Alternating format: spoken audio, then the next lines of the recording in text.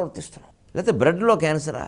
బ్లడ్లో క్యాన్సర్ అనే వ్యాధి ఉన్న బ్రెడ్లో క్యాన్సర్. బ్రెడ్ తింటే ఏం తినాలి? ఇవాళ పిల్లలు హాస్టల్లో ఉంటున్నారు, ఉద్యోగాల కోసం ఎక్కడో మెస్సుల్లో భోజనం చేస్తూ ఎక్కడో ఉంటున్నారు. వాడు ఒక్కోసారి బ్రెడ్తోనే కాలక్షేపం చేస్తారు. అది క్యాన్సర్ట.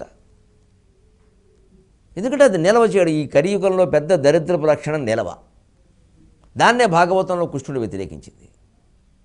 పాలు మీరు తాగండి, లేదా ఎవరికైనా ఇవ్వండి, లేదా నేను పారబోసేస్తా అని కుండలు పగల కూడా పారబోసేసాడు. పాలు, వెన్న, పెరుగు ఎందుకు దొంగతనం చేశారండి? ఎందుకు పారబోసారండి? ఎందుకు మిత్రులకు పంచిపెట్టాడండి? అందులో గొప్ప సంఘ సంస్కరణ ఉందండి. లీల ఏమిటండి? ఆయన లీల చేశారు కూడా. మనం కృష్ణాష్టమి నాడు ఉట్టులో వెన్న పోసి పైకి కొడతాం, ఎంత ఎత్తుకుంటాం. ఇంతేనా? ఇంతకంటే మనకి అర్థమయ్యేది ఏం లేదా? ఆ వెన్నో పెరుగో ఉండేదాన్ని పగల కొట్టడం ఏంటండి? ఎందుకు పగల కొట్టాలండి? కృష్ణుడు ఎందుకు పగల కొట్టాడండి? పాలు కానీ, పెరుగు కానీ, వెన్న కానీ నిల్వ చేయొద్దు. మీరు వాడుకున్నది వాడుకోండి, రెండో రోజు ఎవరికైనా ఇచ్చేయండి. అలా సమాజంలో నిజంగా మనం పంచిపెట్టడం అనేది ఉంటే లేని వాళ్ళు ఉంటారండి అసలు? మన బుద్ధులు ఎలా పనిచేస్తాయంటే, పంచిపెట్టేదాన్ని కొండమెందుకు, వదిలేద్దాం, మనకు ఉంది కాబట్టి కొనాలంతే, పంచిపెట్టాలి.